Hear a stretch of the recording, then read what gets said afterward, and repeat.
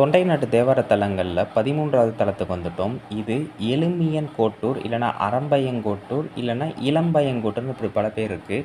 இறைவன் பேர் 3 பேராக சொல்லப்படுது. அரம்பேஸ்வரர், தெய்வநாகேஸ்வரர், சந்திரசேகர். தாயார் பேர் தாயினும் நல்லாள். இன்னொரு அம்பாள் பேர் கோடைந்து முல்லையம்மை. முலையம்மை மன்னிக்கணும். சம்பந்தர் மட்டும் ஒரே ஒரு பதிகம் பாடியிருக்கிறார். 1ஆம் திருமுறையில் 76ஆம் பதிகம். மூலவர் பார்த்திங்கன்னா மணலால் ஆனதுனால அர்ச்சகர் கூட தொட்டு கூட வழிபட மாட்டாங்க. அந்தளவுக்கு ரொம்ப பாதுகாப்பாக வழிபாடு செய்யப்படுது.